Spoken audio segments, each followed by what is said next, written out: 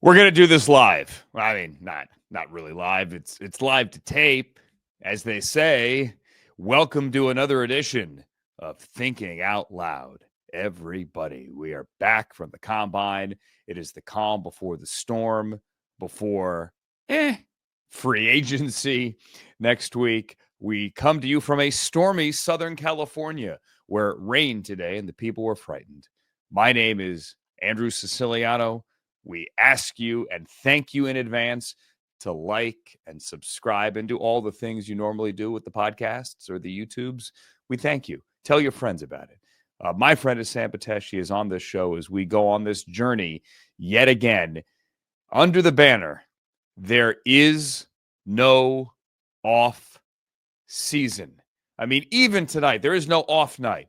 Joey Bosa is getting cut by the Chargers. Not surprising. He's played 3 full seasons in 9 seasons as a Charger, but he's the last remaining guy to come from San Diego. I'm looking for a Charger call. The call is tonight. Joey Bosa is going to be a free agent as we head towards next week. There is no such thing as legal tampering. We'll get into all of this. Regardless, Sam Betesh, how the heck are you? I'm sorry we didn't do a show at the end of the well, not the end, upon my departure from Indianapolis last Friday. What a great trip, and it was fantastic to see some of your takeaways from the combine, and I'm glad you got to see everybody up close and personal the way that you did, and I'm fascinated to hear some of your thoughts on the quarterbacks, etc., from what you did see there. And yes, the rain in Southern California. Should we discuss? I mean, it's been talked about, but it's really not that bad today. No, but it's hilarious to just see people on the roads in LA. I mean, it rains and then it's not that bad.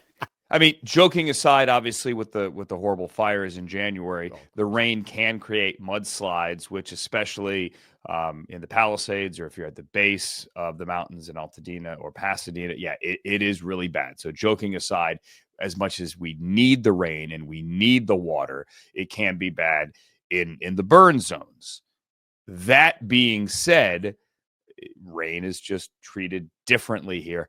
I honestly didn't know it was going to rain. The reason I didn't know is because I'm one of these Southern Californians, lived here for 25 years, that never looks at the weather on his phone. Do we because need to? That's my point. We don't need to.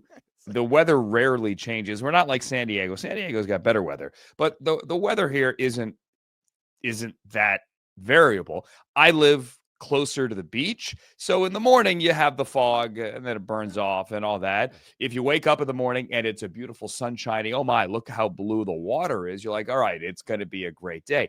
But I don't look at the weather because if there is rain in the forecast, you're going to hear about it from somebody. Anybody. Like you can't go anywhere without somebody mentioning, do you hear it's going to rain tomorrow? Whatever day. But I was at the grocery store this morning when I pulled out of the house. I'm like, oh, wow.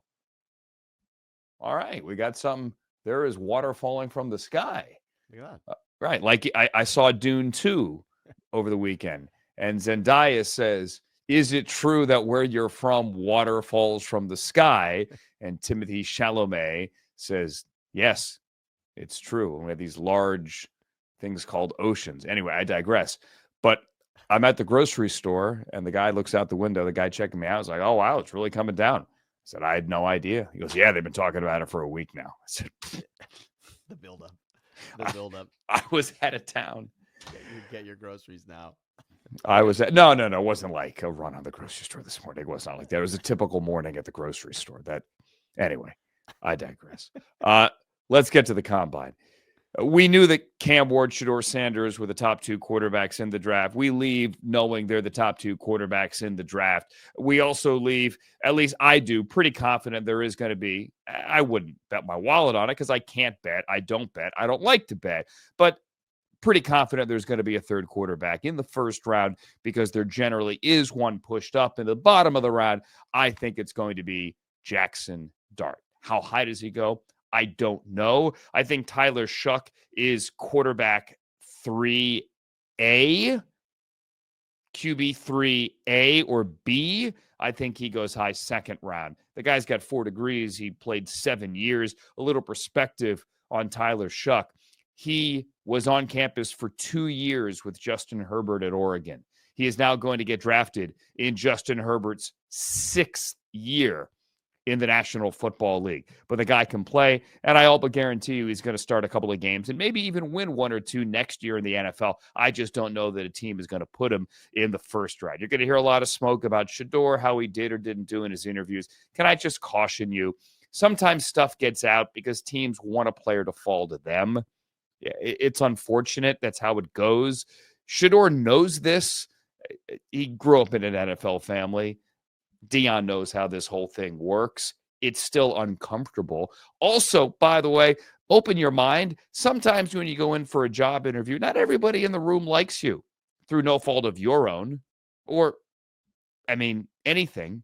There's a number of reasons. If you're applying for a job and there's a hiring committee and the hiring committee has 10 people and you go interview with all 10, there's a chance one or two of those 10 aren't crazy about you. But if 8 of them are, I think 80% is a pretty high score. You're probably going to get the job. So there's a lot of hand wringing. And look, there's a lot of layers to all this about bad mouthing players, but some of it's not really bad mouthing. Some of it's just like, hey, I didn't think he was that great in the room. That doesn't mean he wasn't great talking to the media on Friday, and I was there for that. Thought Shedeur Sanders was fun. He's certainly confident, hat on backwards, but he was jostling with the media, smile on his face. I came away with a good impression, not a bad impression.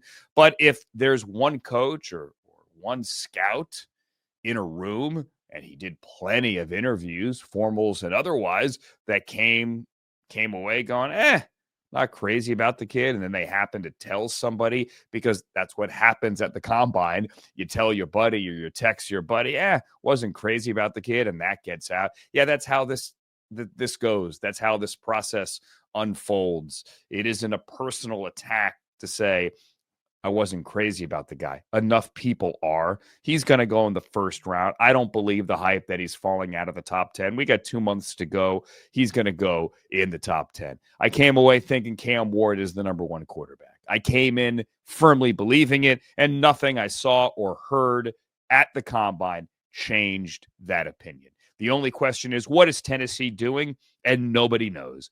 Do they keep it and do they take Cam Ward? Do they keep it and do they take Abdul Carter, or do they keep it and take Travis Hunter?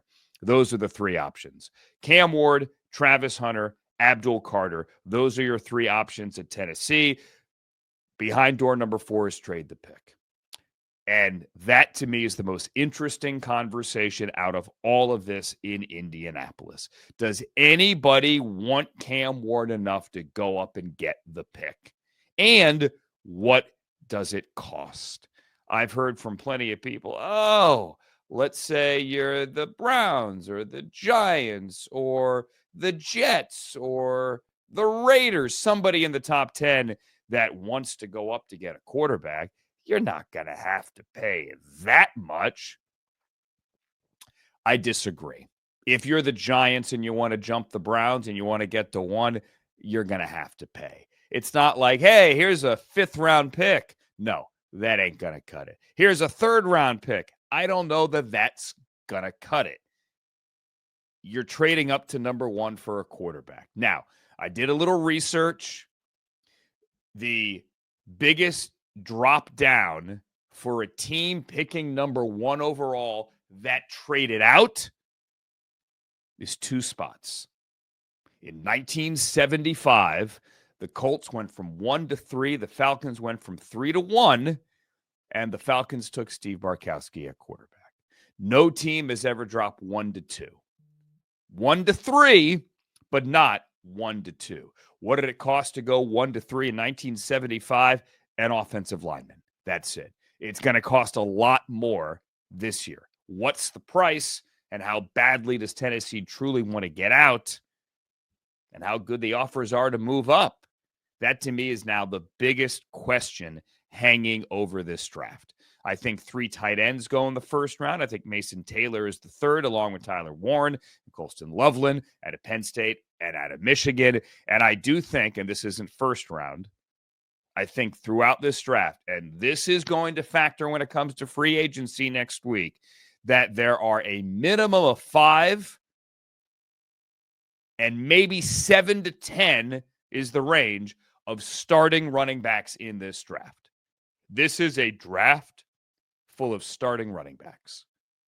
It's not just Ashton Genty. It's a long list. North Carolina and Iowa and Tennessee and go down the list. Georgia, Syracuse. This is a draft full of starting running backs. Now, are all of them going to be starting next year? No, that's unlikely. Some of them will be starting by the end of the year when the veteran gets hurt, which is inevitable. But I do legitimately think that in the next 2 years, in the next 18 months, you will see 7 to 10 A-list, maybe not A-list, but starting running backs out of this draft. As the 30 visits start this week, and as we march closer to free agency, don't believe the mocks. So much will change. It doesn't mean they aren't well-intended in the moment, but until you get through free agency, Sam, the mocks only mean so much. I heard a really interesting conversation earlier today about whether or not you could ever see a day in which free agency takes a backseat to the draft. In other words, if the dates were changed and if you could draft before free agency, and I believe the reason it's designed the way that it is currently is because the NFLPA wants the players that are in the league to get rewarded first. And then they want them to get paid. Exactly. They will get paid first, then the draft happens. So it would never happen, but it would be fast. This is an interesting draft to look at it. This is a year where it would be really interesting to see what would happen if you could make the draft picks first and then you were hitting free agency. That would be different. I know we're going to talk about the free agency class, but that would be a lot different. This is a year where it's interesting because of what you just said. I also wanted to look at Ashton Genty quickly, who is somebody that you have had an eye on for quite some time. You saw Ashton Genty, I believe, his first game of the season, right? Of this, you're right. His second game of the season, and you followed it throughout. You were quick. I mean, you are on my radar in regards to what Genty did, and I understand you didn't discover the kid, but this was a ridiculous. Saquon Barkley had a record-setting season in the NFL, but what Genty did in college football, I'm sorry, but he falls out of bed with 100 yards. He had 100 yards in every game. That doesn't happen. I mean, to know every single week that the number one job of the defense is to stop him, and it just never ever happened, not once. Through an entire season, I'm sorry, I just don't understand how that happens, but it did. Would there be anything because of what we saw this season in Derrick Henry, in Saquon Barkley, just in running backs in general, what that happened in the NFL this season? Is there no conversation about Genty as number one? I mean, is there still such a scar on what running back is and the length of career, et cetera? But I still think if I were to close my eyes and just say which player could have the most transformational impact on a team, I don't know that it's not Ashton Genty. I think he could be that guy. He did check in at only 5'8.5". I don't think that's concerning. You talk to a guy like Maurice Jones-Drew, or you just turn on the tape, his contact balance, his power, it's unrelenting. So the height didn't slow him down. The height's actually, some would argue, an advantage. Here's a crazy one. There are those who think there's a chance he's not the number one back off the board. Oh, that's ridiculous. I understand team and need, but come on. It's not about team or need. Turn on Omarion Hampton's tape. Turn it on. The running back out of North Carolina. He's got a little Natrone Means in him. Not really. But Natrone Means is now the running back coach at North Carolina under Bill Belichick. There's a little bit different, a little bit of a connection. Yeah. And the reason I mention that is because my buddy Daniel Jeremiah, who works obviously as a Charger broadcaster, in his last mock before the combine, before Hampton put up really good numbers at the combine, has Hampton mocked to the Chargers. So that's coming full circle there with Natrone Means. Anyway, put on the Omarion Hampton tape. He's a bigger, sturdier dude. I do think Ashton Genty goes first. I do also think Hampton goes in the first round. I don't think Caleb Johnson goes in the first round, but one of the two Buckeye backs may go at the bottom of the first, maybe Travion Henderson, although Quinshon Judkins looked really good as well. That's my point. There is so much depth to this running back class, and the free agent running back class is mediocre. Yeah. This idea that because Saquon and Derrick Henry and Aaron Jones, to a lesser extent, had a really good Josh Jacobs, had really good years, that all the veteran running backs are going to get paid. That's not going to happen. Right. Because this year's veteran class isn't as good, number one, and because this year's rookie class is so deep that there is no need to go buy a used car. And I hate to make the car analogy, but that's really what you'd be doing if you're a GM.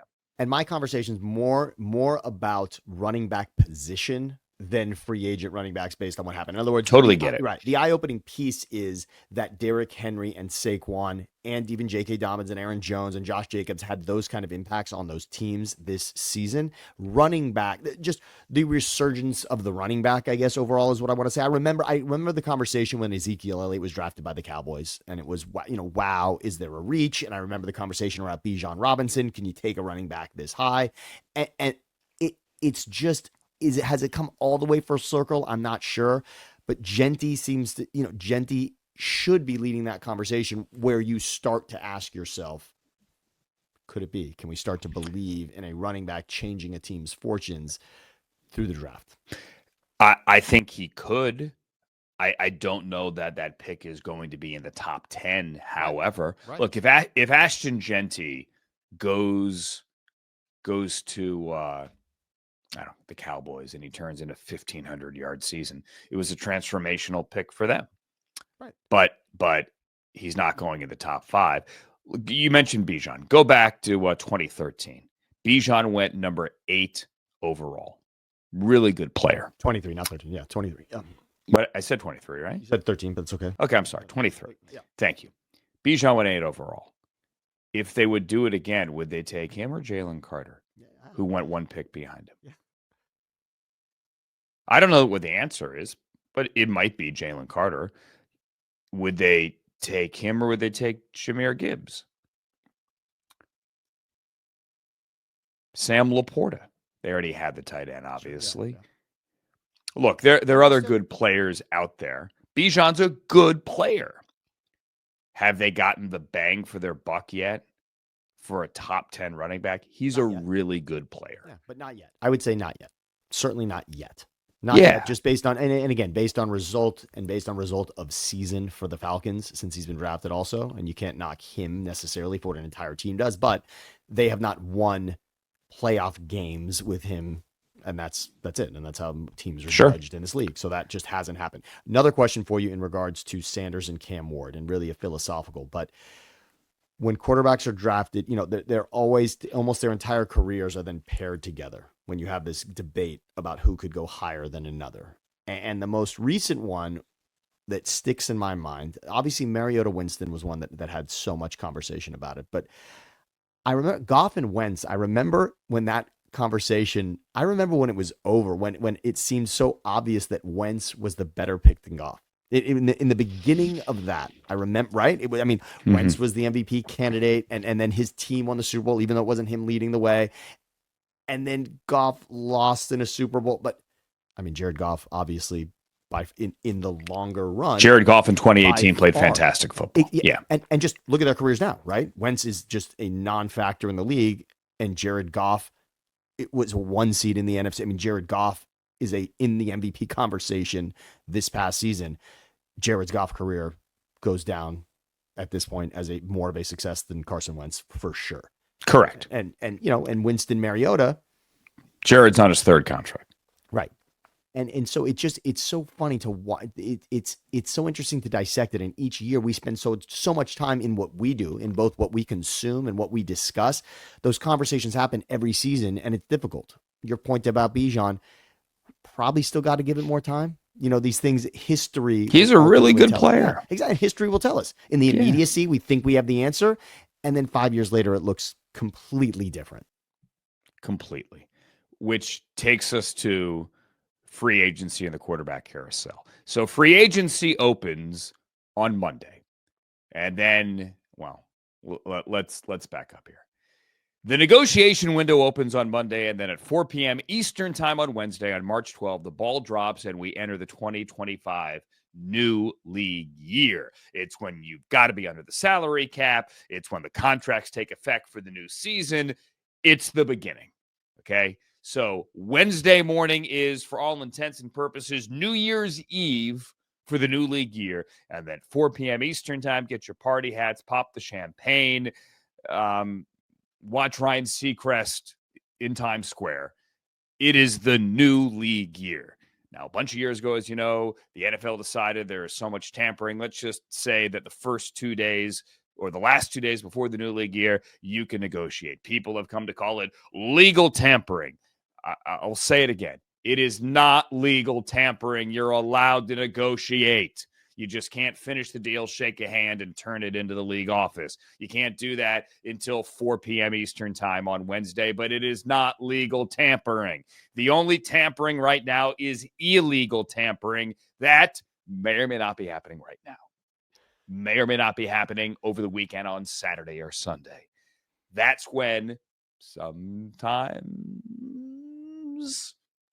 maybe people talk about deals that shouldn't be talking about deals. That's actually tampering on Monday and Tuesday. It's not tampering. But when deals are announced within 5 minutes of the legal negotiation period opening, then people shrug their shoulders and go, did you really bang out a 4-year, $100 million contract for that wide receiver in 5 minutes? I mean, come on. Now, maybe you throw out the ballpark numbers and go, hey, we'll give you 100 over 4. It's going to be a 25 APY. We're going to put 52 in the first 2 years. We'll figure the back half out. Are you okay with that? Okay, cool. We're good. And then that's kind of the framework, and you have that. Sometimes that does happen, but there generally needs to be a deeper dive. And sometimes that happens on Sunday, and that actually is tampering. But come Monday, give it a rest, people. It is not tampering.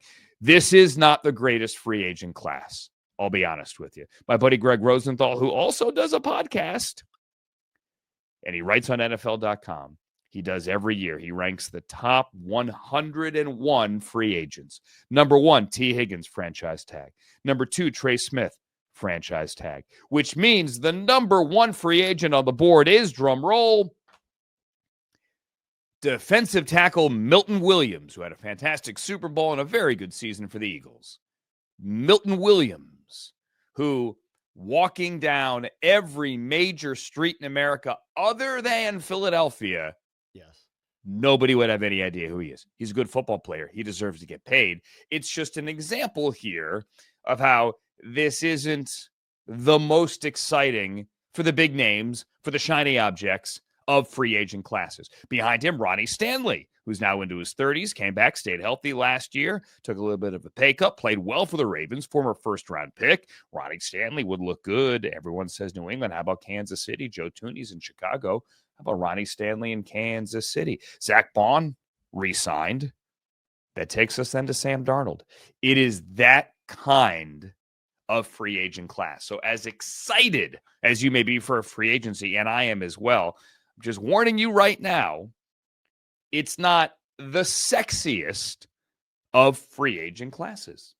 It just isn't. That doesn't mean guys aren't going to get paid. They will, because the cap went up considerably to nearly $280 million. Now, you may say it's not sexy in regards to free agency. And yes, when you look at if your letter of the law, who is a free agent and who is not, yes. But when you look at players that may be available and that may change teams, then it becomes really exciting. And of course, the totality, including the draft, yes, very much so. Last season was so good. And that's what makes it difficult to compare. Last season, with what happened, especially in regards to 2 players we've already discussed.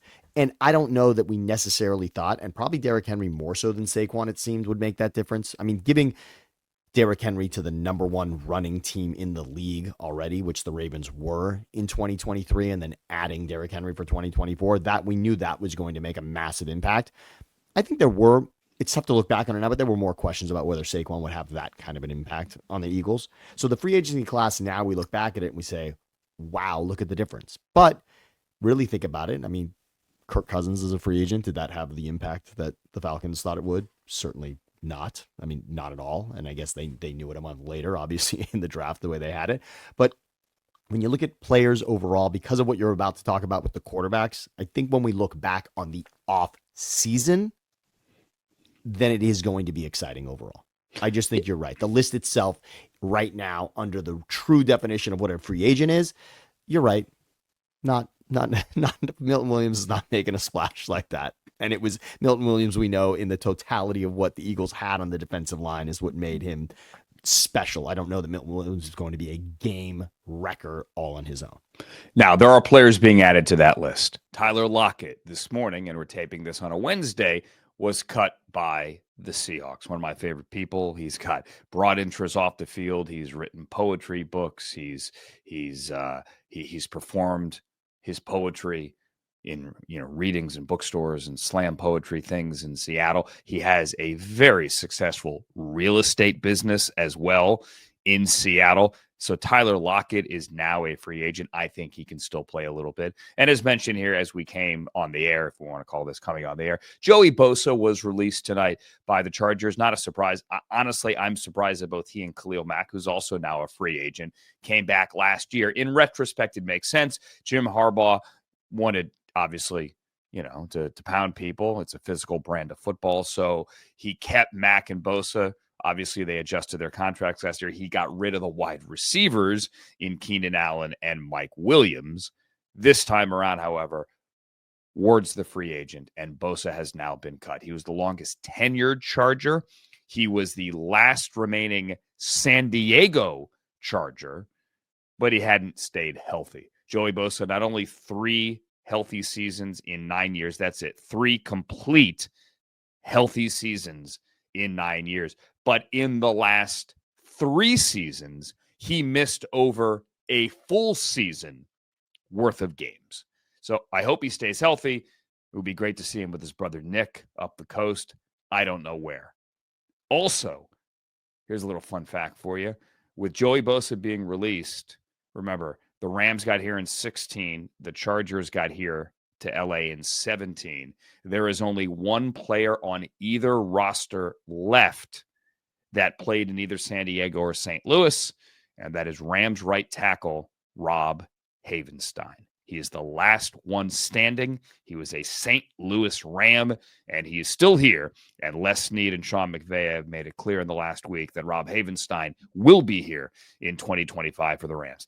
Free agency, look, there's some other names out there that are interesting, certainly, like Nick Bolton's a good player. Javon Holland was one of the top 3-4 safeties in football 2 years ago. Amari Cooper's got some name value. Chris Godwin is a good receiver coming off another bad lower leg injury. Khalil Mack, Justin Fields, Stephon Diggs coming off an injury. Javon Hargrave is going to get cut by the 49ers. Calais Campbell is somehow still playing and not retired. Chase Young was at one point the number 1 pick in the draft. Talanoa Hufanga, also from that 49ers defense, also coming off an injury. Russell Wilson, Jameis Winston, Jaron Reed, J.K. Dobbins. We're going deep into the list. Jeremy Chin, 3 or 4 years ago, looked like a game-changing player. Now he get his chance to go somewhere else. Bobby Wagner's a free agent. He may go to Canton one day. He can still play. I would love to see him back in Washington. Meant so much to the community there this year. Joshua Palmer can play a little bit. Nick Chubb on Greg Rosenthal's list is free agent number 101. Browns have said he's going to hit free agency. In my heart, I think Nick Chubb is coming back, but I don't have any real insight there.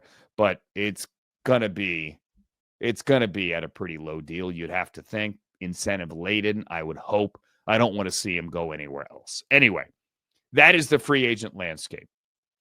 Let's talk about the quarterbacks, because they always are the most interesting part of the free agent equation. And before we get to the quarterbacks, we got to tell you, Kirk Cousins is not a free agent. He is still on the Falcons roster. And Terry Fontenot, the Falcons GM, last week said, why would I cut him? I got to pay him anyway. Why would I cut him? I think he's eventually going to be cut. right now, it's a staring contest, but there is a good chance that when free agency opens, Kirk Cousins is still a Falcon. I want to He say has a one thing bonus. What? Before you jump into the quarterbacks real quick, I just want to say one thing about Bosa, Joey Bosa. You went quickly past it, but Joey Bosa and Nick Bosa together on the Niners, I just think would, especially with Hargrave now moving on from the Niners, that feels like please let that happen.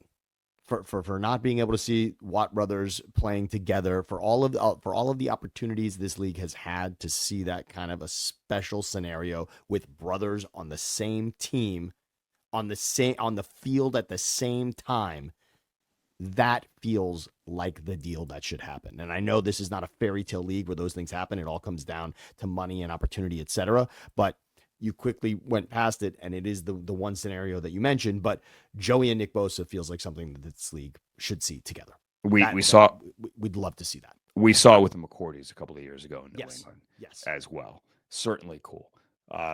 Back to Kirk Cousins.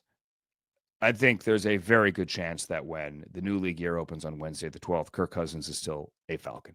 There is a bonus due to him, about $10 million a couple of days after the new league year. Right now, they're not moving that deadline, but it might be a staring contest right down to that bonus day. He would love to be a free agent. And if he is one, I don't know that he's going to sign immediately, because if you are Kirk Cousins and you just went through last year in Atlanta, a scenario in which you signed a huge contract and then they took a quarterback at number 9 and you didn't know that was going to happen, why would you go through that again? Even if the team tells you, hey, listen, we want to sign you, we may draft a quarterback. Like, that conversation would be more transparent this year than it was last, obviously. But why would you put yourself in that situation until you found out where they drafted the quarterback and who the quarterback is? Sit back and wait. That is, if you are released. Kirk Cousins has learned his lesson. He also got well paid. He was very well paid last year. Okay. He already made $62.5 million last year. And he still due 27.5. And that extra 10. He's going to get $100 million one way or the other. But if you're him, you may want to wait a little bit. There's Sam Darnold, there's Aaron Rodgers, but really, if you want to break it down, teams that need quarterbacks, there's actually two categories in my mind. There are teams that need quarterbacks, but are probably also going to draft a quarterback. And then there are teams that really need a good backup and are probably willing to pay that backup. Those are the two categories in my eyes of teams when it comes to the quarterback carousel. Teams that need one and are probably going to draft one: the Titans, the Browns, and the Giants, picking 1, 2, and 3, throwing the Jets, the Raiders, and the Steelers.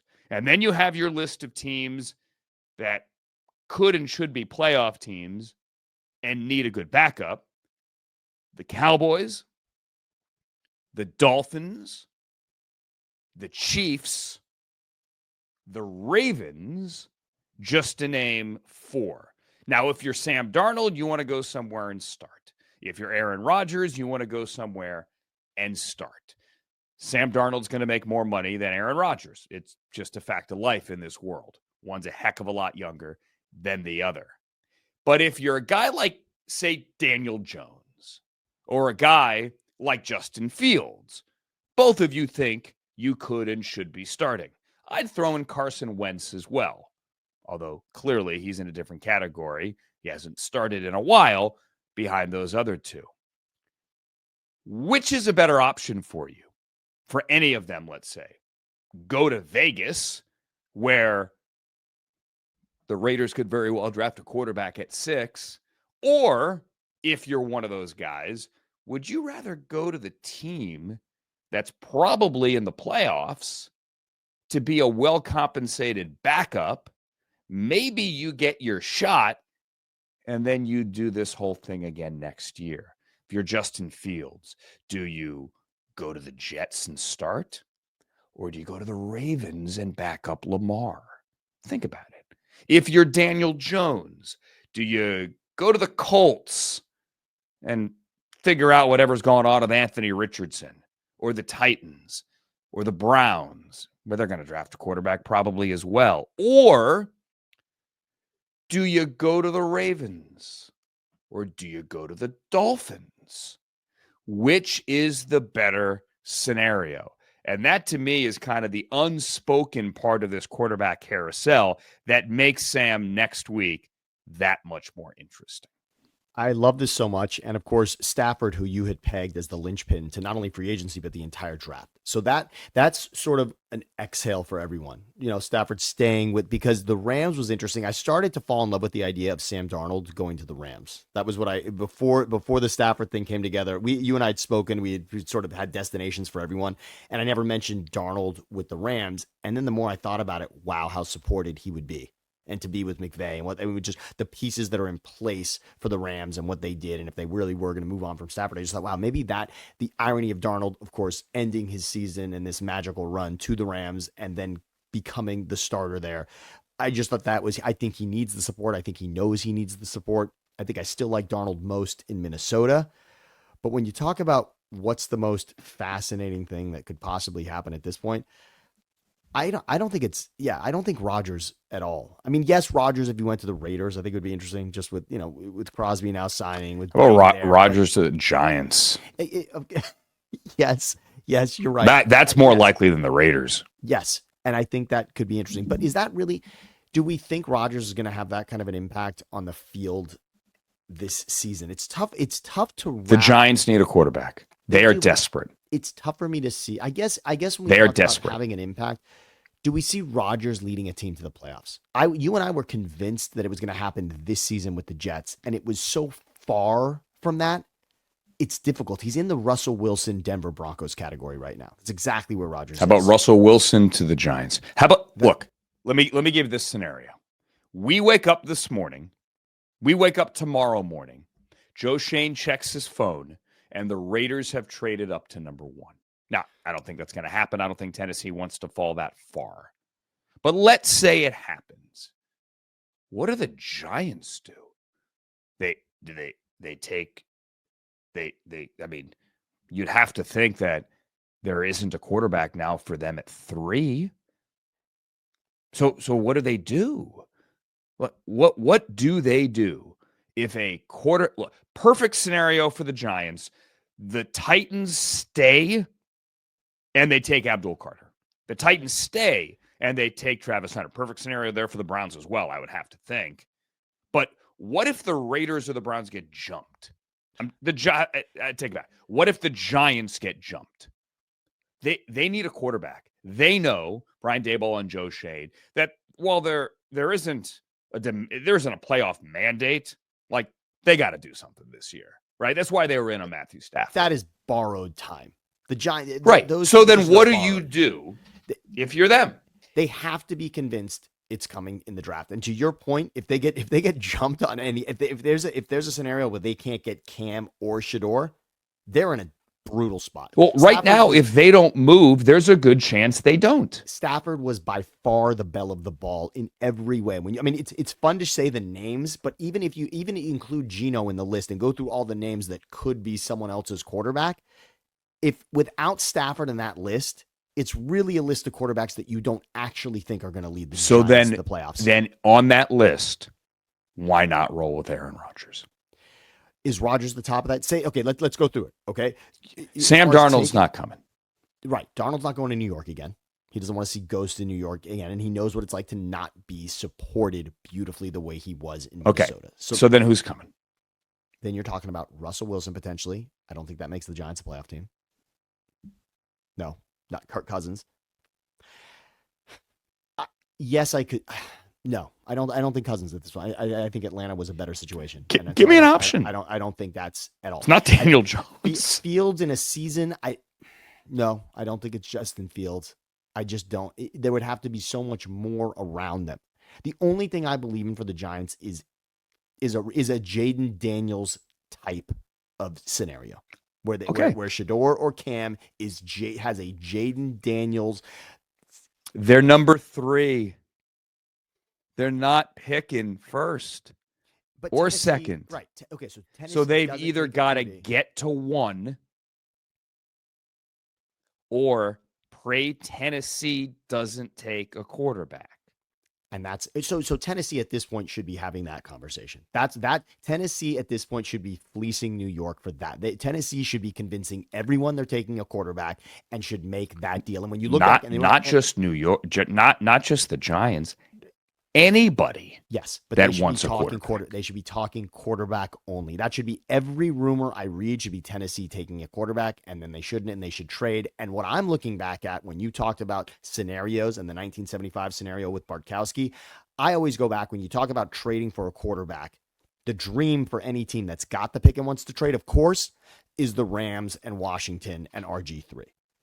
Now, would that ever happen again? And of course, history does not look kindly on the idea that 3 first-round picks was RG3, who in the end, the career was not there. The start was what it was. No one's trading 3 to get up to 1 this year. Of course not. Now, hold on. If like the Steelers wanted to do it, then, they're at 21. It would take that much. I believe 6-2 is what Rams and Washington, back then the Redskins. I believe the Redskins-Rams was 6-2. I believe the Rams were at 2, and Washington was at 6. I believe that. Yeah, I just looked because I wanted to make sure it was the 3 first-round picks. I think it was 6-2. So that's 4. That's a jump of 4. But unlike your scenario going all the way to 1, still 22. Yes, it would take that for Pittsburgh. If you're the Giants, do you give up next year's 1 to go 3-1?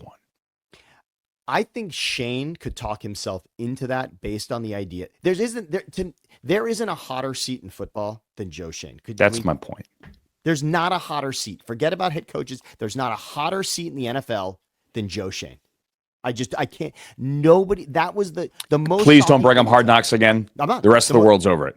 I don't even care about that. What I'm saying is, think about the city, the media in New York, which I know people say is overhyped, but bottom line is, there is not a hotter seat than Joe Shane. The most surprising headline of the offseason to this point still is Shane and Dable coming back. I will stand by that. That was just the Giants with what happened with Daniel Jones, etc. That feels like a swing and a miss. It just does. I would argue that Joe Shane had a great draft. Malik Neighbors, Tyler Nubin, Andrew Phillips, Theo Johnson, Tyrone Tracy. He had a good draft. He really did. People want to overlook it. No, I don't. But you can't tell me that he's not dreaming of grooming the next Jaden Daniels. Sure. Anybody would. Anyone is. But they're in position to do it. And to miss out on that shot, unless they love Jackson Dart. I mean, that would be nice. I mean, Jackson Dart's not going third. I'd be stunned. Exactly. But I remember, I remember it's an NBA analogy, but I remember when the Celtics were picking at 3, they loved Jason Tatum. And at the top of the draft ended up being Markelle Fultz, and they fleeced everyone into trading to get to 1 to get Fultz. And Tatum simply landed to them at 3. And he's the transformational player. I mean, that could happen if someone had that kind of foresight to know that neither Shedeur nor Cam was the guy, but the third quarterback selected was. That would be beautiful. And Joe Shane would have a statue in New York at that point. Sure. So anyway, what the Titans do, I think, is as big a question mark over all of this. I want to give you a heads up, though, on another quarterback situation that's brewing. So Wednesday, we mentioned Tyler Lockett has been released by the Seahawks. DK Metcalf officially asked for a trade. Now, over the weekend, actually last week, a lot of rumblings. Well, maybe DK to the Packers. Maybe DK might get traded. That's one thing. And then you hear, no. DK has asked for a trade. Deebo Samuel this past weekend got only a 5th-round pick from Washington. I think it's a good deal for both teams. It's only a 5. You're paying 1 year, around $17 million. Like, you have the salary cap space. Why not? Take a flyer. I know he was a little big last year, built like a running back, not a wide receiver, especially last year. I think he's still got something in the tank, and I think it's going to be fun to see what Jaden Daniels and Cliff Kingsbury can do with him. And for the 49ers, it's a dead cap hit, but at the same time, you get his contract off the books. You drafted Ricky Pearsall last year. I do think it's a win-win, but it was only a 5. Okay. Amari Cooper got a 3. What's his name? Stephon Diggs got a 2. There are a lot of veteran wide receivers that you don't get good value for. Mike Williams got a 5 last year in return. There's not a lot of value out there for veteran wide receivers. DK Metcalf is different, though. He's still an elite playmaker. I think it's going to cost a lot to get him out of Seattle, but I digress. So DK Metcalf has asked for a trade. Tyler Lockett has been released. The Seahawks are kind of in a quandary on Geno Smith. He's a starting quarterback coming off another statistically highly productive season. He this year is going to get paid $25 million, which is below what the market pays for a quarterback of his experience and his numbers. He signed that 3-year, $75 million deal. It was clean. This third year is $25 million. 25 in cash. I mean, that's it. He counts 38 on the cap. Geno would like a new deal. The Seahawks have 32 in cap space. Do they extend him? They have Sam Howell last year, or they got Sam Howell last year as a backup, right? I think they gave up a 4, something like that, to get the former Washington draft pick who started games a couple of years ago. Can Geno Smith be had? Do the Seahawks get into a staring contest in the next 3 days? And is Geno Smith on the market? And if so, how does he change the quarterback conversation? That, to me, is the fascinating wild card in all of this. Regardless, you should not forget about the Seahawks when it comes to the draft in April. If Geno sticks around, guys, he's on the last year of his deal. John Schneider can get aggressive.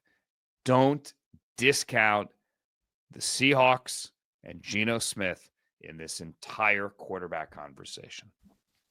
Well, now that you said it, Raiders, and of course there's the Seattle conversation because of Pete Carroll and that connection. Mm-hmm. Is the Max Crosby signing tells you that the Raiders feel tells me they feel that they're close. It does. It does. It tells me they think they're close. Because Max Crosby, will Max Crosby dominate this league for a decade? No, but I could say 5 years for sure.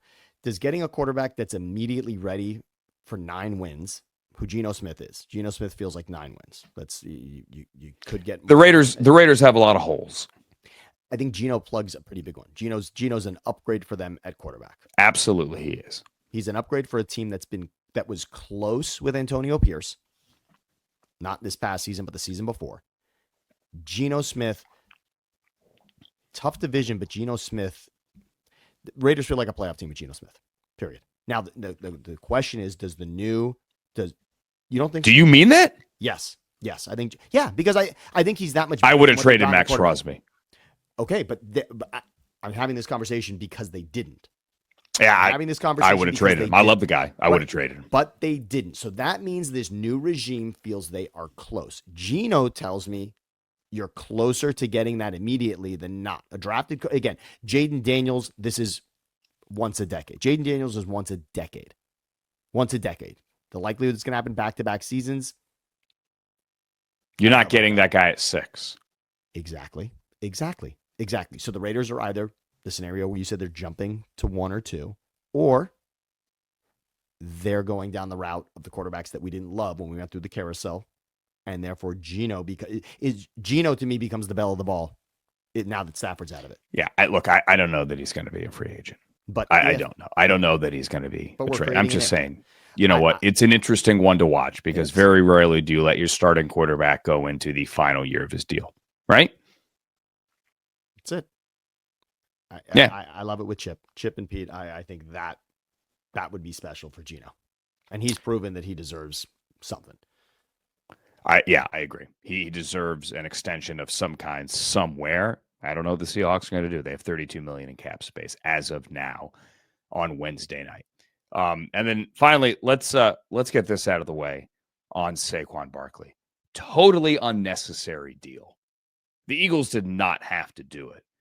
The contract that Saquon signed last year when he left the Giants and went to the Eagles, it's not even a year old as we sit here right now.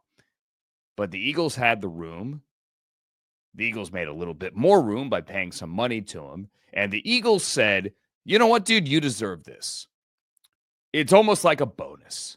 You had as good a year for a running back, playoffs included, that we've ever seen. Congratulations, Saquon. Here is a nice post-holiday bonus. Good organizations do that. And look, they didn't have to. I don't know that in retrospect it was the right thing to do, but it was the right thing by Saquon.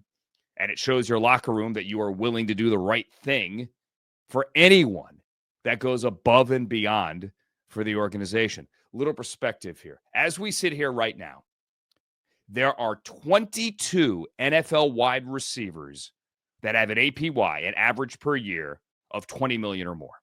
Justin Jefferson's at the top at 35 million. How many running backs do you think have an APY of 20 million? One. Just one. Saquon Barkley is one of one. He is the only running back with an APY of 20 million or more. Now, we haven't really seen the contract extension yet. We haven't really seen how they moved around the money. I don't know that he's actually going to make 20 million in any of the seasons.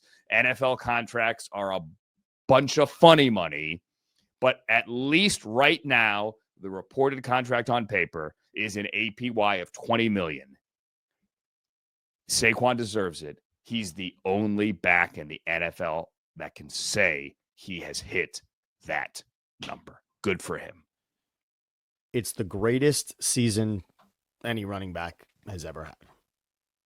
When you look at it, when you include the playoffs, it's the greatest season ever. Terrell Davis ran for 2,000 yards and also won a Super Bowl as well. But Saquon in the MVP conversation, Offensive Player of the Year, setting the records that he did, not only for the Eagles, but for the league. Most rushing yards ever in a season, including playoffs, and to win the Super Bowl on top of it all. Yes. Now, all of that being said, I'm a little surprised. They didn't have to do it. Yeah, I'm kind of with the totally unnecessary. It's surprising. Howie Roseman, over the course of his career, has not been nostalgic.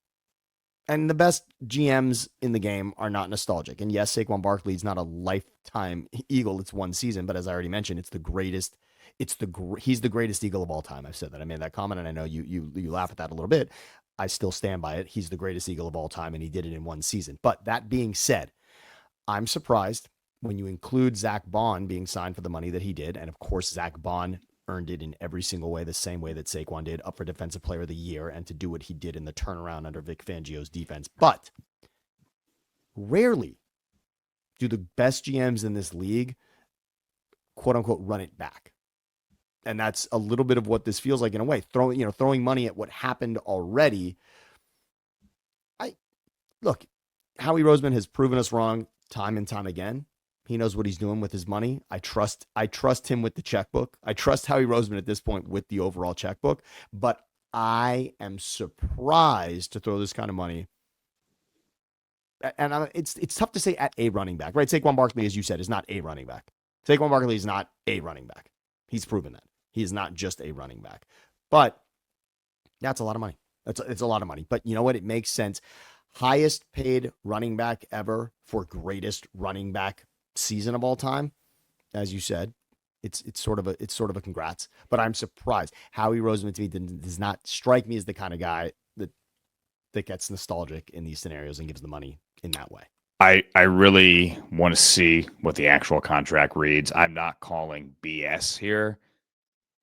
I would like to see what the actual cash flow is. I'd love to see it, and we will eventually. I'm I'm not saying that the reporting is all baloney, but is there really a season in which he earns 20? When is that season? Is it in 2 years and it's all mythical? I don't know. I'm not questioning good reporting here, but I would love to see the cash flow to see if there's actually a season in which he makes 20 million. I hope he does. He deserves it. He truly does. I'm happy for the guy. Yeah, you're saying essentially is this for the headline, right? For the headline to read highest. Look, he clearly got some more money. Definitely. He clearly got more money. And at a minimum, that is a win. And that's a sign of a good organization showing the player some love. And I'm happy for him. Would love to see what the actual numbers come out to be. That's all. And that is actually a perfect transition to a goodbye with a friendly reminder that as you do hear the reporting, and I'm not calling out any particular reporter, we're all guilty of it. Okay. As you do hear numbers reported over the next how many ever days when it comes to free agency, pump the brakes and wait until you see the actual guarantee and over how many years that guarantee is paid. And then that is your real APY.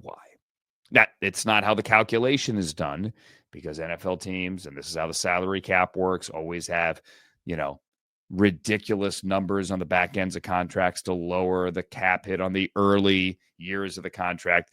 Understanding no one's ever going to see those last couple of years. We're going to have to renegotiate or you're just going to get cut. We're going to take the cap hit, whatever. Okay. Just wait until you see the actual cash flow. And you see this all the time when, let's say, a player gets cut or runs afoul of the law or something like that. And the TMZs or the tabloids of this world will say, player wasted $150 million contract. And you go, okay, well, it is an unfortunate thing that happened, but he was never going to see $150 million. He even knows that as well. That was just baloney reporting, and the back end was irrelevant. But I digress. Sam, stay safe in the rain, my friend. Yes. We will have two hands on the wheel for sure. Two hands on the wheel. Stay safe in the rain.